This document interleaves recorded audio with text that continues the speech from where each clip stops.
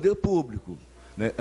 A gente não deve entrar agora nesse assunto, que esse assunto é muito mais amplo do que cabe. Né? Agora, de fato, quem comandou os processos de privatização no mundo foi a Margaret Thatcher. Né? Na Inglaterra, os trens eram todos estatais. A partir dessa época, várias concessões foram feitas nos trens britânicos. E, depois de um certo tempo, estava ameaçado o grande mito da pontualidade dos trens britânicos, porque a concessão, do jeito que foi feita, não deu certo. O que foi que aconteceu? A Margaret Thatcher não é burra, né?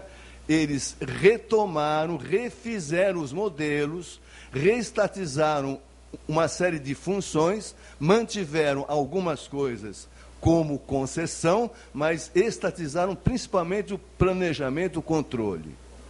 E lá tem uma agência, que é o NAO, né? National Agency Office, né? Que faz exatamente não só o papel da ANTT, como também o papel do DENIT. E lá o NAO não permite, não perdoa a dívida, não troca a multa por investimento, eles controlam de fato. Né? Então, o nosso modelo aqui de privatização, eu não sou contra, não, também acho que tem que ter, mas não assim, não com a agência servindo aos interesses do capital e dizendo aqui, entre nós aqui, que o transporte é privado. Não é. Ele é de responsabilidade do Estado, que opera por concessões.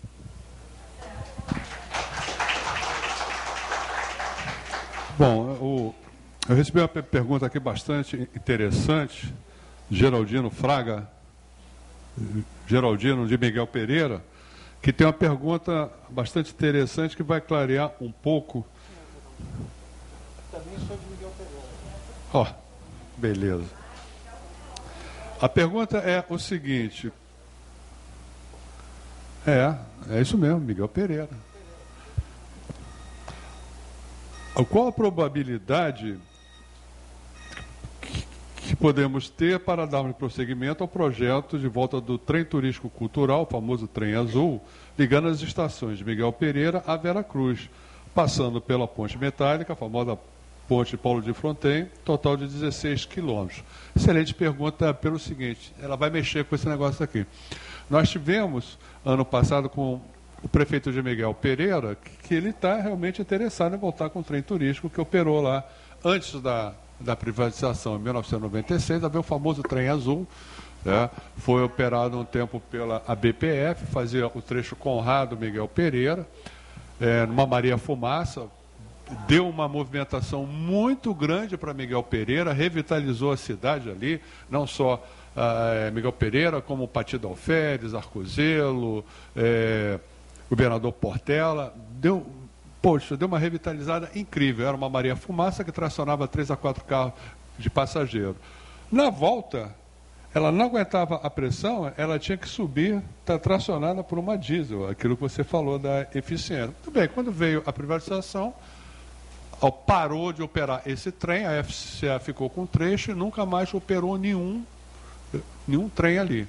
Mas até então havia, entre Miguel Pereira, Governador Portela, Miguel Pereira e Conrado, operava esse trenzinho durante muito tempo. Tonhão, você está escrito aqui. Deixa eu falar que pode, de repente, ajudar, rapidinho. É o seguinte, pelo que eu observei, Antônio Carlos do Clube, CAERJ, CEM, a Enfer e Mútua. Ok. Pelo que eu pude observar, passou um slide ali de que esse trecho que está sendo falado agora, ele está como antieconômico, tá certo? Então, é de se admirar quem fez esse levantamento para dizer que esse trecho é antieconômico. Será que ele não levou em consideração ao potencial turístico que existe ali na Serra de Miguel Pereira? Esse ponto. Essa é uma parte. Isso, tá? Esse ponto. Aí você vai entender o que a gente está qual é a nossa preocupação. Nós não somos contra o PIL, a gente acha importante. Esse novo modelo de concessões do Open Access é bastante interessante. Eu, confesso, desconheço a possibilidade de passar da trem de passageiros. Até então, onde eu entendia, era só de carga. Se puder passageiro, tudo bem. É outra situação, é outra condição, é outra configuração totalmente diferente, que parece que não está contemplada no PIL, mas tudo bem. O ponto que a gente quer falar é o seguinte, tá? Primeiro, nas audiências públicas, eu chamei a atenção ali, os trechos antieconômicos não estão contemplados. Por que não? Se nós quisermos instalar, voltar com trem turístico em Miguel Pereira, não podemos? E vai simplesmente arrancar os trilhos de lá para colocar em outro lugar? É isso que não está claro nessa resolução. Outra coisa, mesmo que nós venhamos a conseguir a autorização da NTT, pode operar o trem turístico do ponto A ao ponto B. Muito bem. E o material rodante, onde nós vamos conseguir? E outra coisa, nós sabemos muito bem, eu já percorri o trecho de automóvel lá, eu já fui lá embaixo, tem um trecho enorme que os trilhos foram subtraídos antes da ponte, tá? Roubaram todos os trilhos lá, entravam de noite e tiravam tudo. E aí? Isso é patrimônio do povo brasileiro. Quem é que deve recolocar? Por isso que nós falamos, em parte somos contra esse negócio da proposta da NTT, deve ser, não, você compensa, você não paga multa, você compensa fazendo investimento em outros lugares interessantes. Poxa, mas o trecho de Miguel Pereira, se nós quisermos operar, quem é que vai colocar os trilhos? Quem deveria colocar os trilhos, os dormentes, as placas, as sapatas, os desvios, forma de estação, deveria ser a FCA. Ela que tinha o direito de concessão. Ou então a própria NTT, usando recursos que ela recebeu do pagamento mensal pelo arrendamento, aplicar ali. Então, nós não vamos conseguir viabilizar os projetos de trens turísticos que são possíveis nas audiências públicas. Isso fica muito limitado face esses detalhes, você entendeu? O trem turístico, ele tem uma conotação totalmente diferente de um trem comercial de passageiros modelo europeu. Esse trem é para incentivar a economia local, para preservar a memória ferroviária, para alavancar o próprio município e revitalizar. Ele tem que ter uma ajuda do governo. Nós não temos mais material rodante. Grande parte do material rodante ferroviário das locomotivas a vapor estão cedidos à BPF São Paulo, Associação Brasileira de Preservação Ferroviária, que abraçou aquele negócio, não dá, não empresta, não aluga, a gente não consegue. A gente não tem um trem turístico no Rio de Janeiro a vapor funcionando. Tá? A gente está lutando anos e anos para reativar a estrada de ferro-Mauá. Já mandamos carta para o presidente Dilma, coitado, não vem um tostão do governo federal para ajudar. O IFAM não tem verba, não tem nada, a gente não consegue material rodante. Quando aparece essa oportunidade, quando apareceu a resolução, a deliberação 124 e a 4131, falamos, é agora.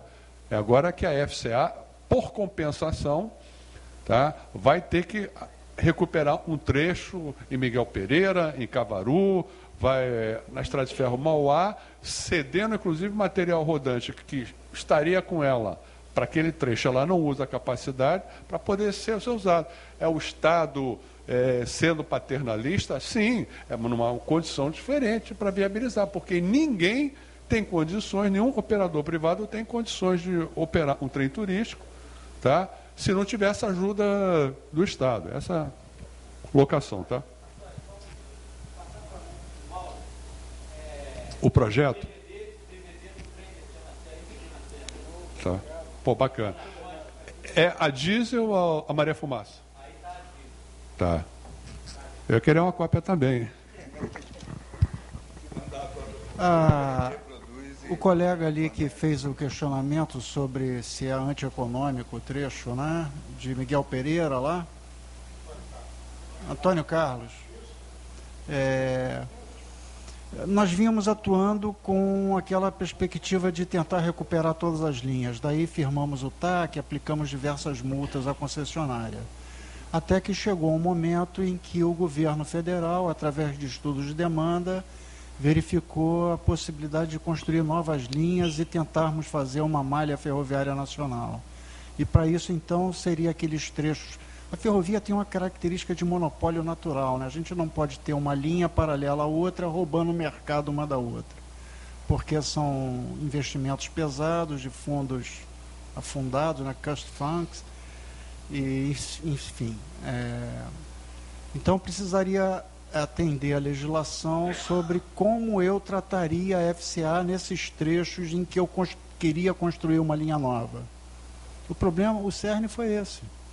Então, a legislação fala que os trechos antieconômicos, comprovadamente antieconômicos e tal. Então, a NTT estudou e fez o fluxo de caixa de cada um desses trechos e classificou um a um em antieconômico e economicamente viáveis, para atender a legislação.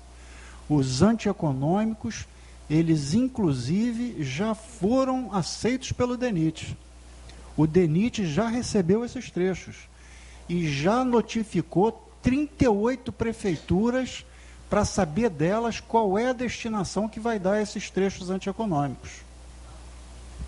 Não sei se vocês estavam sabendo disso. Olha só, pastor, nós temos aqui uma lista com 1, 2, 3, 4, 5, 6, 7, 8, 9 inscritos.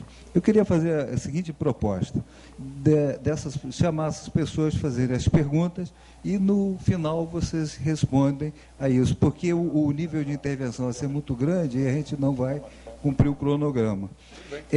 Eu só queria ressaltar o seguinte, na apresentação aqui, o Zé Maurício, que representa o MDT, apresentou aqui, há um projeto para a utilização desse trecho que foi colocado aí. Se esse trecho é antieconômico e vai ser desativado, passa para eles, vai ser privado, né? É privado. Barrinha foi devastador, o efeito de Barrinha na Serra. Eu conheço. Foi devastador. Às vezes você mesmo, seu exemplo pessoal, você teve que se mudar, porque é caríssimo o custo dos ônibus entrar ali naqueles lugarejos todos para sair.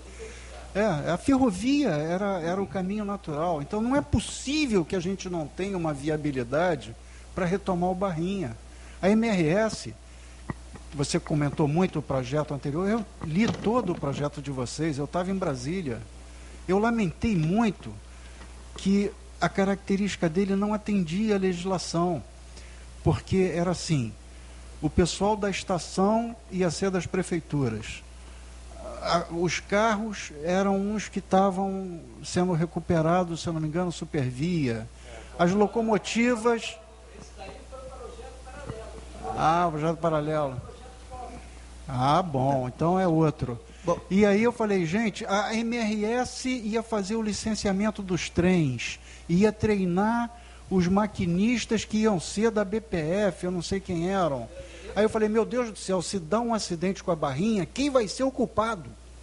Eu não posso trabalhar assim, eu tenho que ter um ente responsável, com responsabilidade técnica, uma empresa formada que se responsabiliza e faça um serviço de qualidade, senão vai denegrir ainda mais o serviço público, que nós já estamos muito expostos.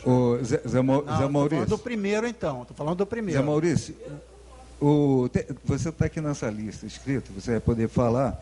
Eu vou até dizer que quem está relacionado... Ferrovia não aceita improvisação. Vamos seguir essa ordem. Não pode ter improvisação. O Marcelo, tem que ser como você botou aqui na tua exposição. O Tonhão. Perfeito.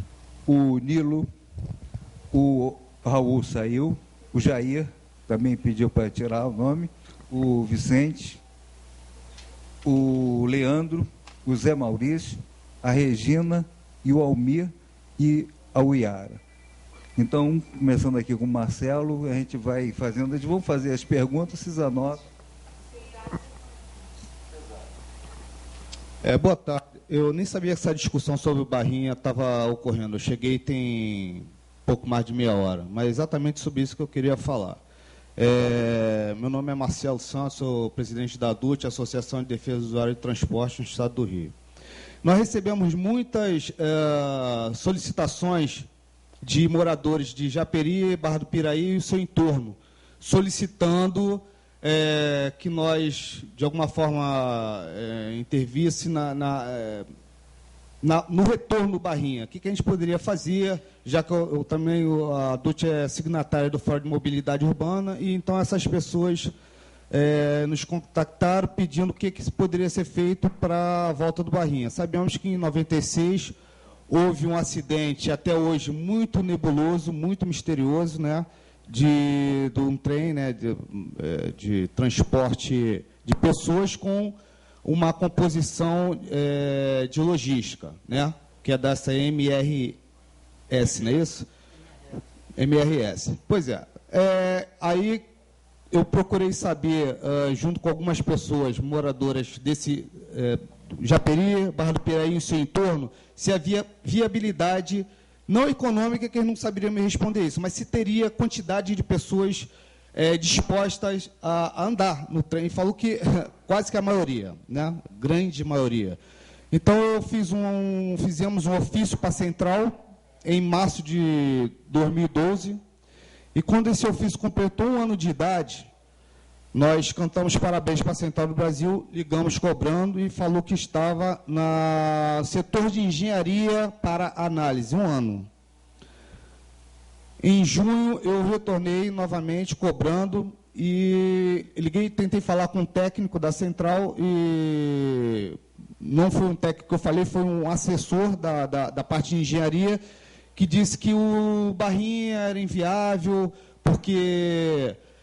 por questões até de segurança, haja visto o acidente, como eu digo, palavras minhas, nebuloso até hoje, muito mal esclarecido, e que foi a ponta, né, que o excelentíssimo Júlio Lopes, que é secretário de Transporte do Estado do Rio, Sectran, usou para que ele tirasse o Barrinha, que é tirar o Barrinha é de interesse da concessionária MRS. Tá? E ela saiu, obviamente esse acidente foi perfeito, né, para a MRS, não para a população Japeri e Barra do Piraí.